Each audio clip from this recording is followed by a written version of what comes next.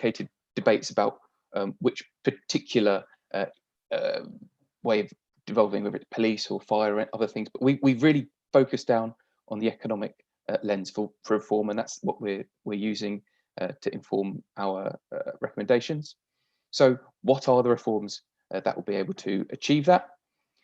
And then how can we get there from here? So we have 3 questions, but obviously we have one answer in the bank. But what should the reforms look like to boost local growth? And how can we get there? I think that's a really important question for a devolution white paper, practical issues for resolving the problems of local government, which have been going on for decades. Many governments have tried, many governments have wanted to address this, but haven't been able to. So I think the how is a really, really important question when we think about this.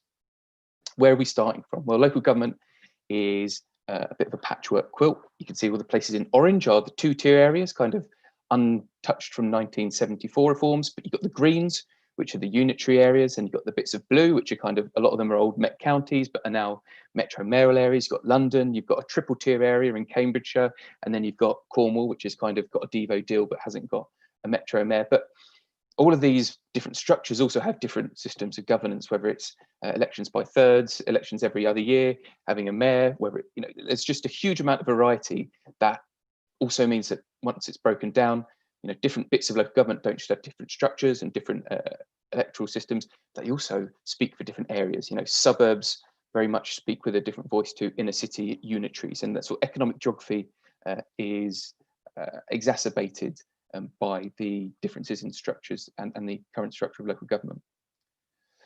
If you just think about broadly, there's kind of 5, if we think Met boroughs and unitaries, there's kind of 5 different kinds of local government in England. There's not really a clear reason why that is. This is just an accretion of changes after one big reform in 1974, and it's all kind of spilled back since then. And there isn't really a much rhyme or reason for why things are as they are. There isn't a design to it. It's just at different spurts and different parts of history, we've kind of ended up in one thing. One place has become unitary, one place has gone on to get a metro mayor, and it's been not structured, and there isn't really a logic to it. And that's what we want to try and add what's happened before and add a logic to help all the places that haven't had reform. So in terms of boosting the local economy and levelling up outcomes across the country, we think there are 3 main problems with the current system of local government in the UK, or in England in particular. The fragmentation of structures and policy that happens at the local level, where local economies are not represented by their local government. We think the way that local councils are elected and led really does have an effect on the ability of places to lead and make, I think, some of the tougher decisions that local governments need.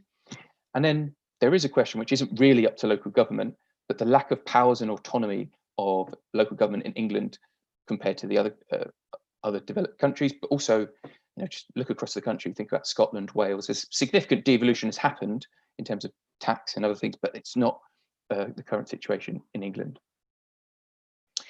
I think thinking about place, I think we think about economies, and I think there's a really strong overlap with what is place. Here's a picture of Nottingham, and the sort of the blue area is kind of the built-up area of Nottingham. That's kind of where the built-up area just spills across these boundaries. And if you think about Broxtowe, kind of 26% of people who live in Broxtowe work in Nottingham, which is the central unitary authority. If you think about Gedling, it's up to 1/3 of people, right? And actually, you could just go down the street and you wouldn't notice the difference. So the fact that there is a clear local economy, but they are divided by multiple local authorities, I think that the local economy is much greater representation of place. It's people, they work, it's the same labour market, they might go to shop in Nottingham, they might look for a house in another area. It's a place, and it's not just good for economic policy, but thinking about place when we think about what the structure of local government is doing to making good policy in that place.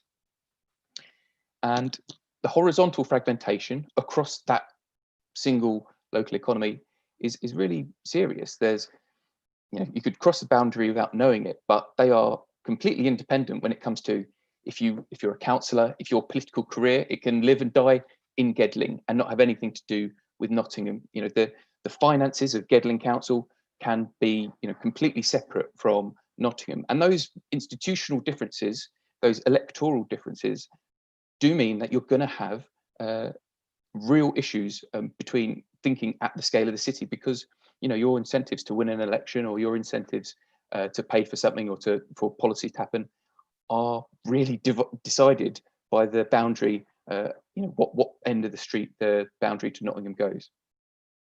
Then there's vertical fragmentation. In like 22 million people in England live in a two-tier area, and Nottingham is a unitary formed in 1997. But around Nottinghamshire, there's the districts, and Derbyshire, the districts as well. These people in Broxtowe, they have their district council, which is in charge of things like planning and getting the housing built. But if they want to get the train into Nottingham, or the tram into Nottingham, then the infrastructure is decided by Nottinghamshire County Council, and that expands all the way up to pretty much the Sheffield City region, works up and goes. Really does not link up to directly. If you're going to build housing, are you going to get the transport on it? So you have this fragmentation that can cause issues. And you can actually see the set of powers that are available to local government at the moment are really split. Across all the areas, you have different responsibilities and different interests at different levels. You can have two elected people arguing that they're doing the right thing, and that can work. But I think it's structurally designed to make things a bit more difficult. And this is not just unique to counties. I think the creation of metro mayors has recreated a sort of two-tier system in a lot of our large urban areas. Andy Burnham have responsibility for creating a strategic spatial plan, but that's actually something that is really in the responsibility of the local authority still. But he's got it written in there that he has to do it, and so you have this conflict between two different layers of government trying to theoretically do the same task. I think that's going to cause problems. So the real issues are coordination challenges. Think about Nottingham again. If you are going to want to coordinate your policy at that scale, it might be that you do get an agreement with Nottingham that you want to do your skills program together, or you want to improve your transport system, but you're liable to an election changing, and within 6 months there might be new people in charge of that local authority, and they might have different interests. You might have negative competition, like say on these boundaries. You might want to put all of your housing just on the edge of Nottingham, so that all the people that live there go and use services in Nottingham, and essentially you can deal with some of your housing need, but you don't really have to pay for as much of that stuff, and Nottingham has to. I think a big issue that is probably more widely talked about is the duplication and dilution of powers.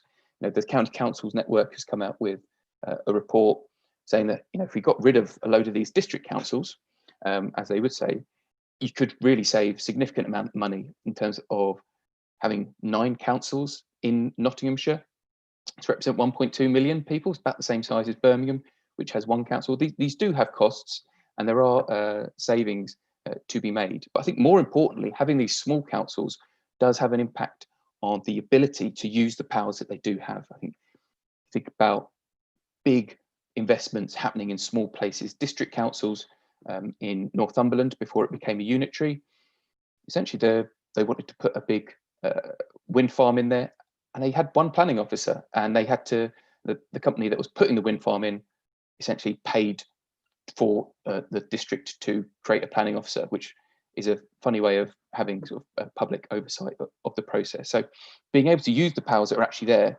requires a certain amount of scale in local government. So the response that we would make is pretty simple. So create unitaries at the scale of the local economy. Don't have this vertical horizontal fragmentation, and don't have the vertical fragmentation. 1 unitary across Greater Nottingham or Greater Leicester or Greater Southampton, I think would be an important element to deal with some of those issues of coordination. But some places are a lot bigger than that. And for over 800,000 people, I think we would say that you'd create a city region at that scale. You want local government to remain local, and at the borough level, you'd have sort of non-economic powers, where actually the things that affect people at a much more community level, where it's libraries and parks and social care, you would say have those duties carried out at that level. The second issue is of how councils are elected and led. 17 million people across the country have elections either every other year or 3 years out of 4. And I think that really does pose challenges for economic leadership of these places. Your mandate is only about 6 months, because then you have to go around and start voting again. And it is not an efficient way of doing some of the more difficult things. I think local elections are actually hyper-local elections. Wards, there are 8,000 of them in the country. Local authorities are divided up into these small wards. The interests of winning this hyper-local election is not quite the same as running if you were running citywide or local authority-wide. And that really does increase the power of people, in a small numbers of people, to potentially block a lot of things. System of leader and cabinet does impose a lot of party management pressures. Your responsibility is to some extent down to looking after your alliances and the councillors you represent or your leaders of in your area, rather than, I think, more directly to the people voting across the area. And I think probably more of a softer issue, but one which I think has had a really big increase recently, is that you're having these small elections, and elections that go round, and councillors, and potentially a bit more instability. There's much less visible leadership, and I think this stuff is really important for legitimacy. I think it was 2012 Institute for Government paper did some surveys. 12% of people knew who their council leader was. We looked at just last year how many people knew who Ben Houchen was in this new position of the Mayor of Tees Valley, and within 3 years it's kind of 40%. Andy Burnham's at 65%. And I think people know who they are, and they can kind of associate policies with it. So if you do need to do something a bit controversial, you can create a mandate and a democratic legitimacy to do difficult things. So the issues of local government are kind of hindered by the way the elections and leadership is run. So we call for directly elected mayors everywhere. If you're starting from scratch, I think that would be the approach that would you take. Some people in rural areas don't like the name mayors, but that's open for any kind of deviation. What you do get with a mayor is automatic 4-year election cycles. You get elections that are citywide, so every vote counts equally across the city, rather than these smaller elections and the sort of powers of people within local wards to really have a disproportionate voice. And I think the ability, you don't have this reliance on those councillors once elected to be able to put pressure on the leader from their slightly more potentially parochial views. And then I think the mayors have the visibility and mandate to speak for their place to central government. And this is a really big one. I think this is an underrated one. If you think about the UK and England in particular as a highly centralised country, and how do you get out of that system? I think there is a big element from yesterday. We saw Andy Burnham, doesn't have a huge amount of power, but he has scale, of a large area, so 2.5 million people. He's got a direct vote. People know who he is. He has legitimacy in the court of public opinion to speak to government and say, we're not putting up with this. And that really matters. It's just an arm wrestle at this point we don't have a constitution that protects the rights of local government or anything like that. If there is going to be the preservation of local government authority and potentially even the increase, then I think that would be something that having the ability to say, I speak for this area, I represent this place, I have more legitimacy to speak for this area than you, is probably about the hardest power that you'll get, and one of the most useful tools of local government, creating mayors at this scale. And that's probably where I think actually it's going to have to go. But for this devolution white paper, we think if there was a really enlightened national government, it would set out some key ways to give those powers over to local government, rather than relying on strong mayors, maybe forcing those powers away. England has incredibly weak local government in comparison to international countries. Think about Europe, United States. The most quintessentially local tasks, collecting the bins, the idea that central government is getting involved, telling you how often the bins can be taken out, what the role, different sorts of recycling schemes are allowed. You can do that. It just reflects, I think, the real lack of power and lack of, I think, legitimacy in the eyes of central government that local government has. Think about council tax. Again, there's a limitation on what places can do. There's the referendum cap, which is included in the Conservative manifesto still last year. But that doesn't just have a problem for local government being underpowered. Actually, there are big issues of the incentives that creates. Local government taxation in England is not related to the performance of the local economy. Council tax kind of goes up in line and down with population. Business rates doesn't seem to have a very clear link with the performance of the local economy. Tax fees and charges do seem to go up with the strength of the economy, but that's only a smaller part of the income, and that has big issues, I think, for how can local government make good local policy that drives growth. If your tax base doesn't go up with the strength of your economy, if you don't get more money because you build more housing or do things that might be politically unpopular, I think it's pretty stands to reason that there's a rational take on why local government is not as pro-growth as it should be. There is, if you're going to get the political pain, but you're not going to get the financial gain from it, then that makes sense.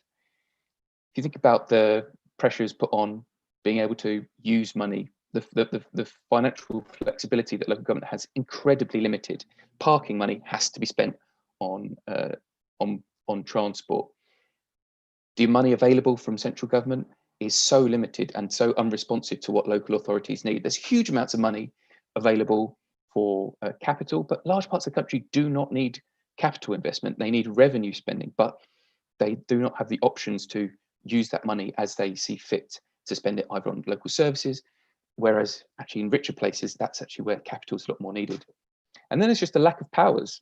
Metro mayors do now have powers to franchise bus services, but it's a very limited set of powers that are available to the rest of the country.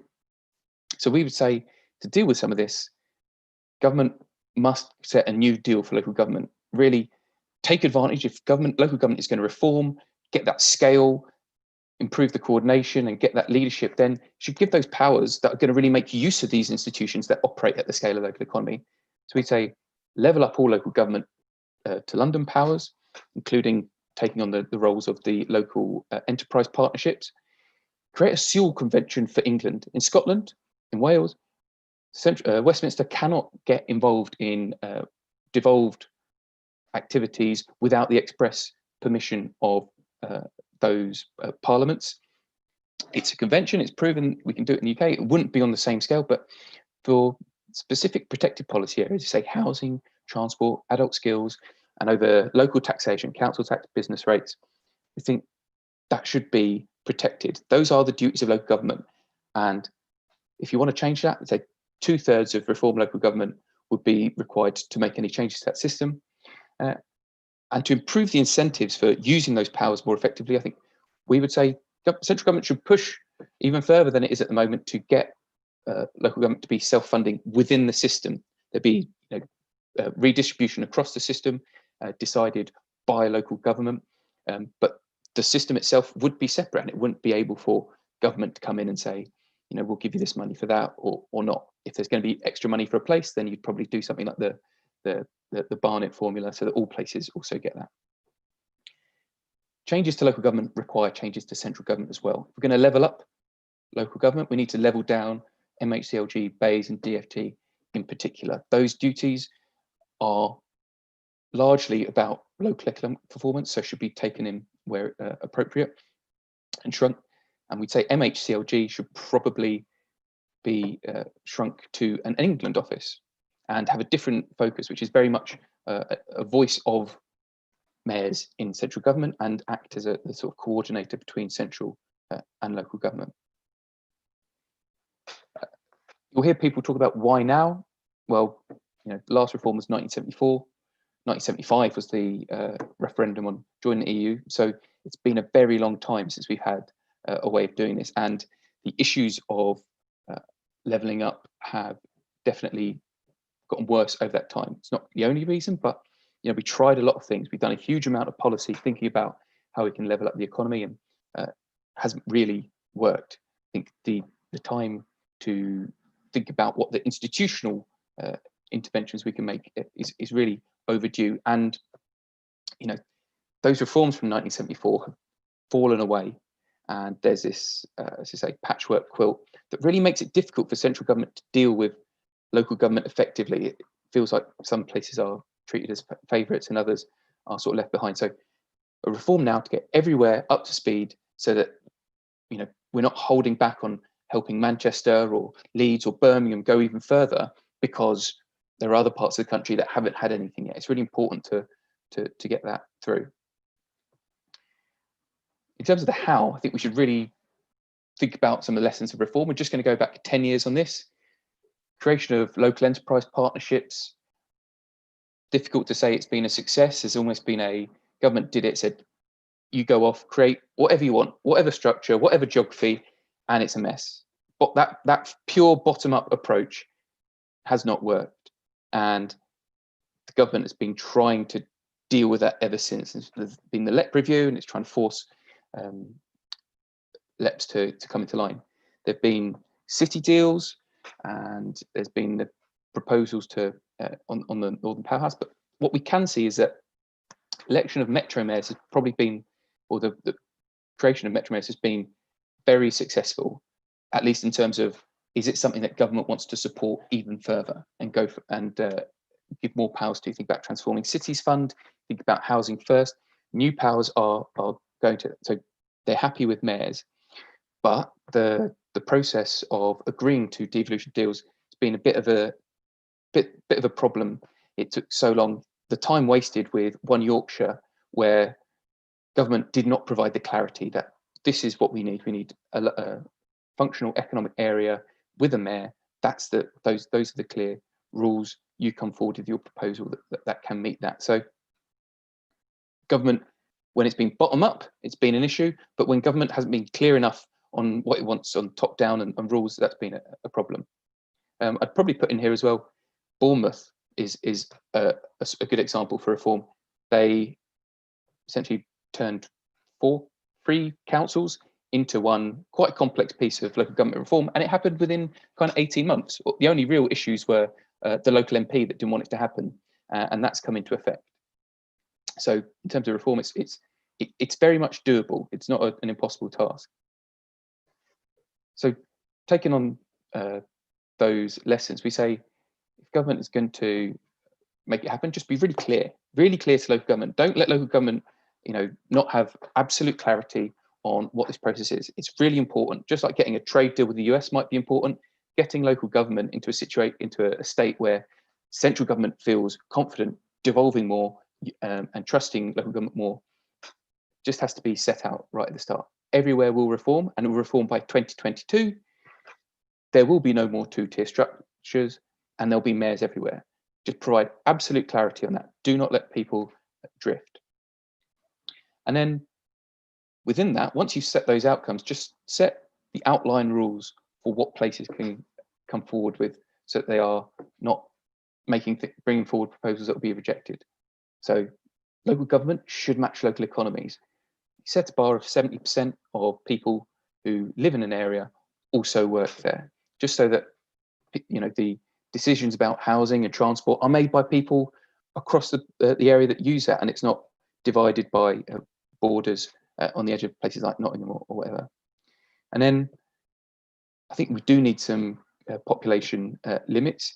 Make sure local government has the capacity to govern, so minimum 300,000 people. Then you've got the scale to have the teams of people across the policy areas who can effectively use those powers. But we would say a maximum population of 800,000 for a single unitary. If you get bigger than that, we would call for the metro mayor and retain those boroughs below. But any variety within that is totally up to local areas, and there is huge variety available. You could draw lines on a map, create geographies that would be incredibly different. You could do very, very different local government reforms based on these rules. And government should set itself some clarity. It's going to stick to those rules. No individual deal-based negotiations. Those are the rules. And if places can't agree to it within 6 months, then it should just impose a default reform. Only unitaries and counties should be able to make proposals. Really streamline that. We need a few people really having massive arguments about this because it's going to be controversial. I think counties and unitaries are a legitimate form of local government, and I think those should be the bodies that are leading on this reform. And just say to places that in this first set of reform, places can only reform one step at a time. You know, two areas can't jump straight into being mayoral combined authority. So Lancashire couldn't just become Lancashire MCA, Essex couldn't just become Essex MCA. But districts can join MCAs where they are already non-constituent members of mayoral combined authorities. Now, Senate of Cities did make a proposal on this, and this is very much a default. It's based on one set of rules. We've tried not to break any district boundaries, but it's really only there as a kind of background and potential illustration to government.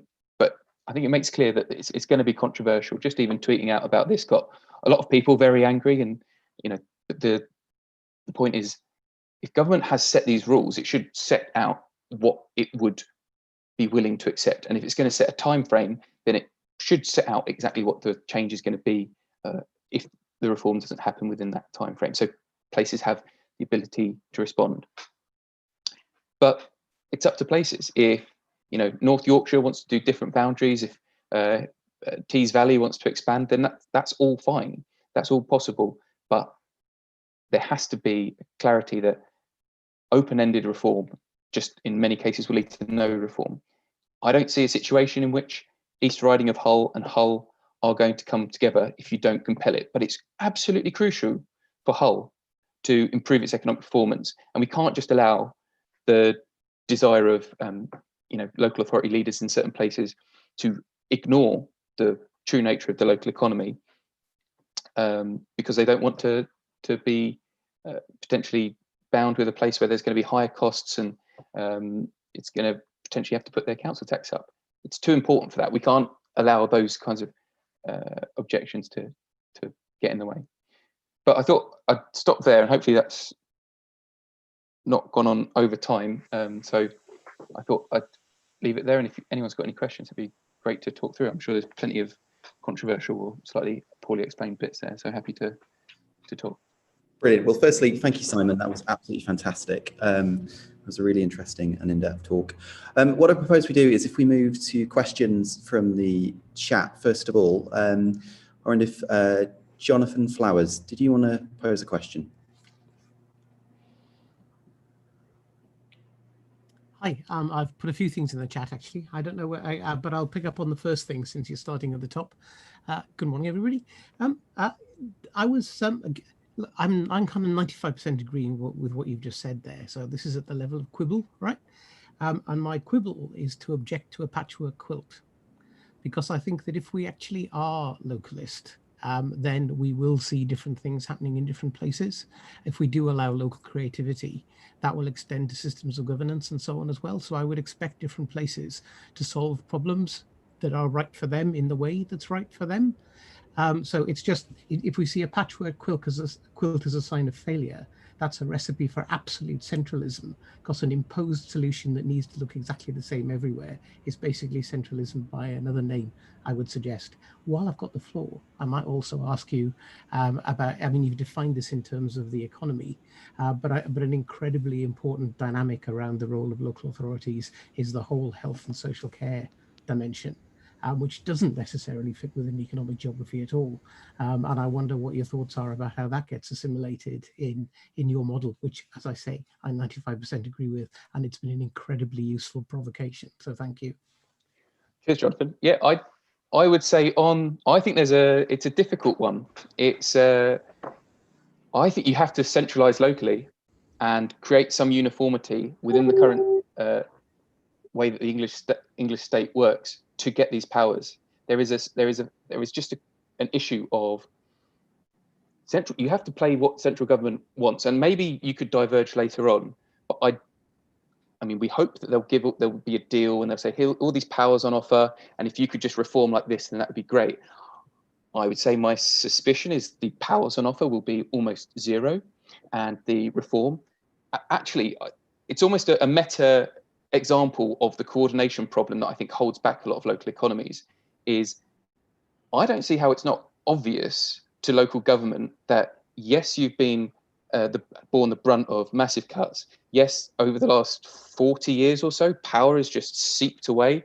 Not unpopularly, a lot of the public kind of agree with it. But how local government surely should recognise that creating reform at scale and with local leaders who have huge political legitimacy is probably the only viable bottom-up approach to forcing central government to hand over power. And the evidence of places like Greater Manchester and London would be that, you know, places as they are calling for more powers, completely correct as they are, has not been effective. But there has to be a certain amount of local government accepting some centralisation, but the desire for getting power into the local area, almost, you know, centralisation locally for devolution nationally. I also don't think people are that localist about, you know, the nature of government and councils. I think it's overplayed. I think, does anyone in West Midlands care that they got a mayor now? Does anyone in these places care that they were forced? Did anyone vote for a council and leader, or was it just the councillor that went, oh, we're moving to the committee system, or we're moving to the mayor? I really think this is, like most constitutional issues, most people don't care. GM maybe, well, you know, is that the public view? But sorry, and on the second point, health and social care, that's crucial. I think improving local economies, spreading out so you get the suburbs and sort of richer tax base, and you get, if government isn't going to solve social care, then you really need stronger local economies to at least be able to bear the burden of higher costs. You know, then that's crucial. You need stronger local economies, more tax base, so that we can continue to provide quality services that people need. Health, I think there's some pretty good arguments for, you know, where does public health on prevention merge into effective treatment? You know, I think there's a really big case for it. It's not something we look at in depth. We're not, you know, we look at the King's Fund and people like that, but I feel like there's potentially a good argument for it. But once you've got the institution in place, I would say this: institutions of scale with clear leadership and accountability, government is much more likely to devolve to that, I would argue. And this is the point on localism, right? If you want more power locally, kind of have to march to the beat of government's drum in a highly centralized country. I actually think it's good mayors. I don't think people are that fussed, but I think there's a certain rationality to that approach that I would argue that if government doesn't come forward with a devolution white paper, what's local government's proposal? How is local government going to get more money and more power? You know, what is its approach to forcing central government to do that? You know, and they kind of let the cat out of the bag with the county councils network. You know, oh, we can save £5 billion over 5 years. Well, funny thing to say if there's loads of money available, but we're just, because we've decided not to reorganise, we're just going to leave that because, you know, I think central government might not do this now. It does seem a bit up in the air. Local government should have a pretty clear strategy, but who speaks for local government, right? Well, on that point, I think if we go to a question now from Howell. Howell, you mentioned former being inherently local in reference to transport infrastructure. Howell, you have a question? Hi. Adam, you may have met too many East Walians because I'm usually called Hewell, but it's fine. I do get it regularly. Simon, really fascinating presentation. It feels to me like there is a sort of creative tension question. In a way, you and Jonathan have touched on it, between economic priority versus health priority. The question I'd put in the chat was this sort of creative tension between districts doing housing and planning as a very local impacty thing, whereas sort of strategic infrastructures like connectivity, transport, you could say, well, the scale at which that needs to be done is just different because of the nature of what it's trying to do. So I guess my concern would be if it was too centrally organised, you would lose some of that creative benefit. Yet if it's not organised at all, you may find, as I guess your point is, sort of underlying point is, we're stuck, certainly in some parts of the country, with a system of local government that is just not responsive enough to the opportunities that places could or should have. I wonder if I could also just touch on one little sort of side question. Mayors everywhere.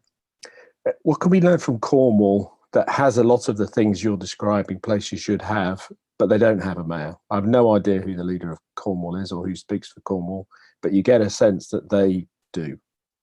Thanks.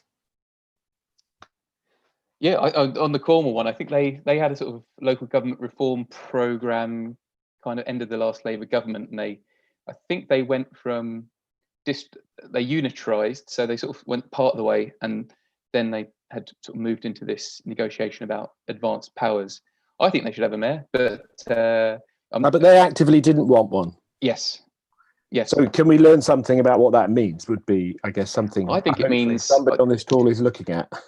I would say no councillors want mayors. I think what that means is councillors don't want. I think there's a bigger chance of someone else having more power.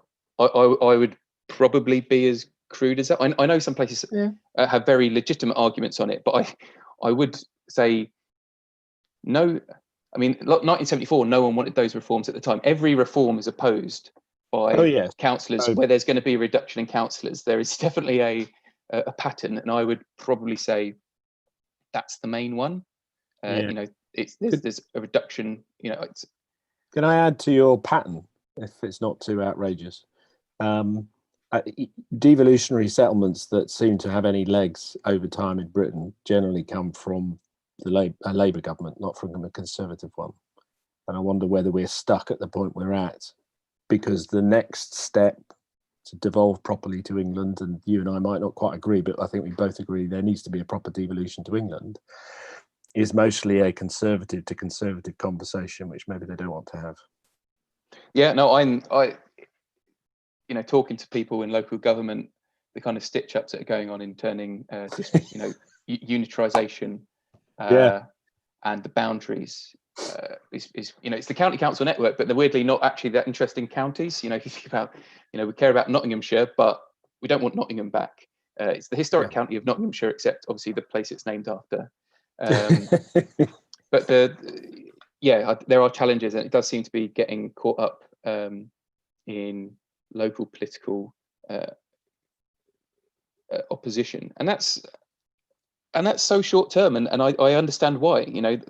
You don't want to risk losing, unitarising, so that there's a chance that, if it's a 50-50, you're not going to do it, are you? If it's your party in central government, no, it's all right, we've got the county, but if we unitarise at that scale, we'll probably lose the southern bit of the county, because Greater Nottingham might become Labour.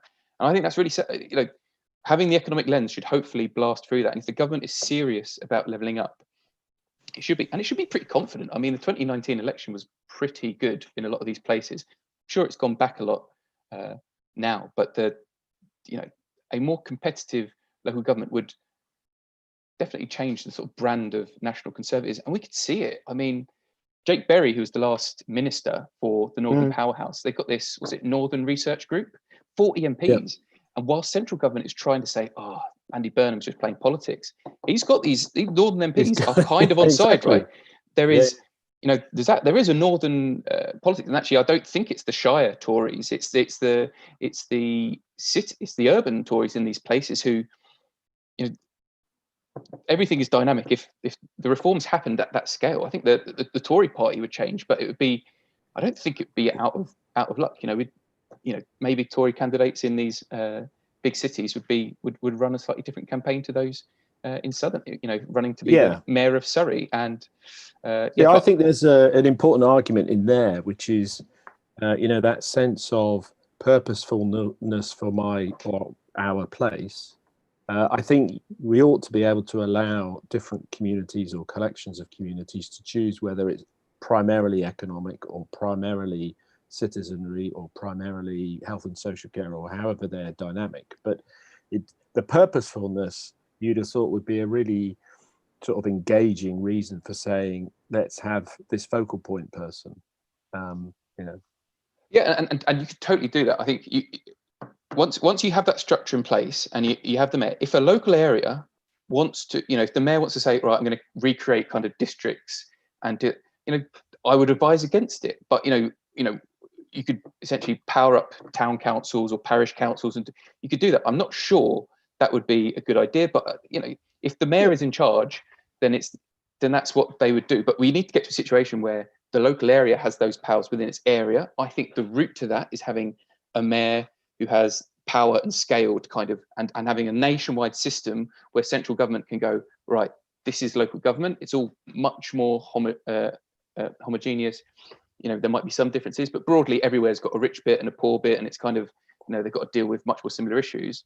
Then it's much more willing, I would imagine, to devolve to that. And then once you get there, local places can diverge. I would say, I don't think Denmark did a big reform recently. France obviously did Le Big Bang, and they weren't terribly bottom-up processes. I'm actually probably naturally fundamentally more suspicious of localism. Maybe it's my innate lack of interest in getting involved rather than voting once every 4 years. But the people that are really annoyed by stuff is totally legitimate. You don't want housing on your doorstep, but that's really important for the people that don't vote or might move in or don't live there. I think you're getting into a sort of David Goodhart argument about somewheres and anywheres. Am I? I quite happily recognise that I'm an anywhere, having been born and brought up in Southampton of Welsh parents, now living and working on UK policy. But the understanding of the interaction between the two, I guess, is the thing. I don't think there's a somewheres and anywheres. I think there's plenty of anywheres who don't want stuff getting built on their corner. I think it's NIMBYism is a cross-political creed, whether you're from the right or left. People don't want cement mixers driving up and down for 6 months, and I call them buzzsaw bastards. Anyway, I shouldn't swear on Zoom calls. It would be good to have another chat. Thank you, Adam. No, we're still on that point. Just because we're going to move in a moment to close, is there anyone who would like to just pose maybe one final question for Simon?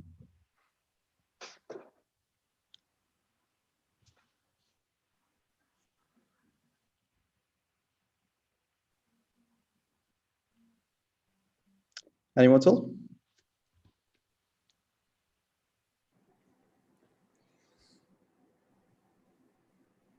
Oh, if we go to Lynn then. Lynn. Might need to unmute yourself, Lynn.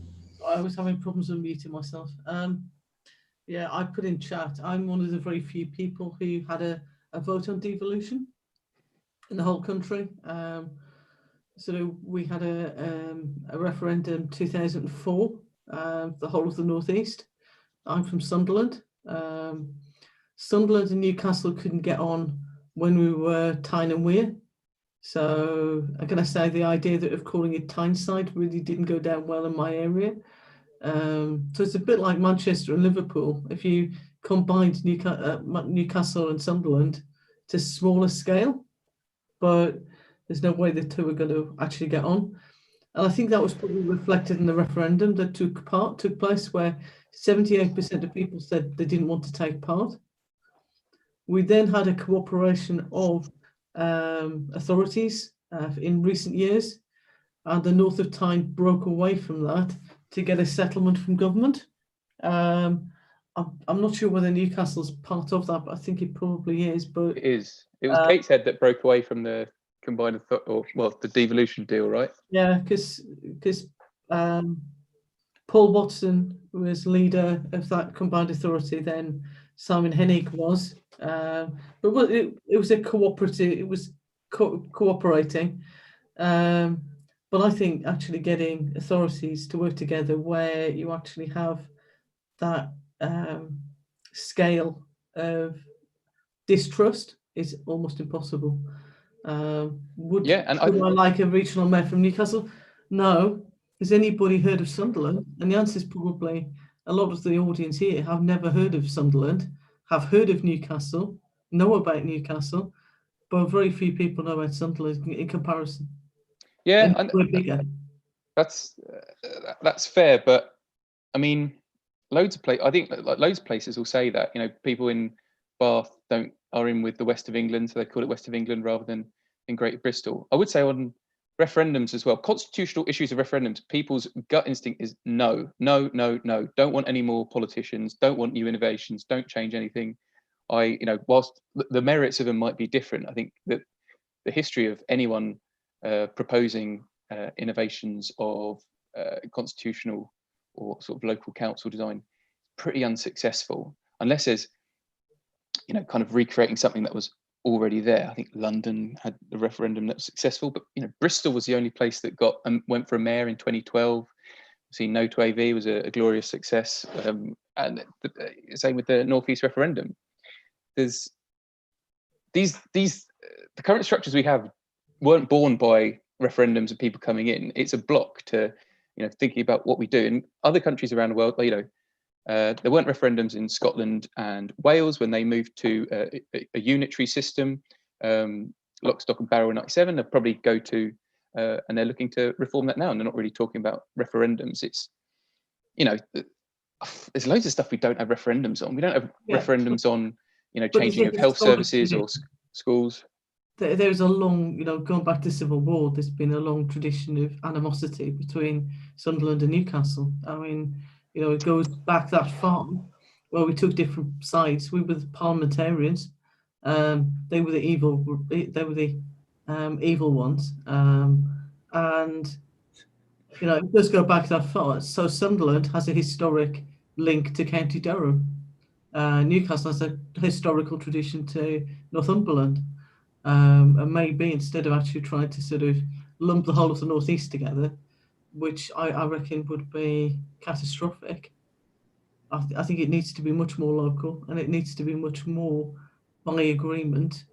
And yeah, as I say, I have no problems with working together, but I have a great deal of problems with how sometimes it's enacted. I'm not sure catastrophic's the right word, and isn't that kind of what we got now? Is it working? Well, do I like the current structure? I prefer it to the alternative.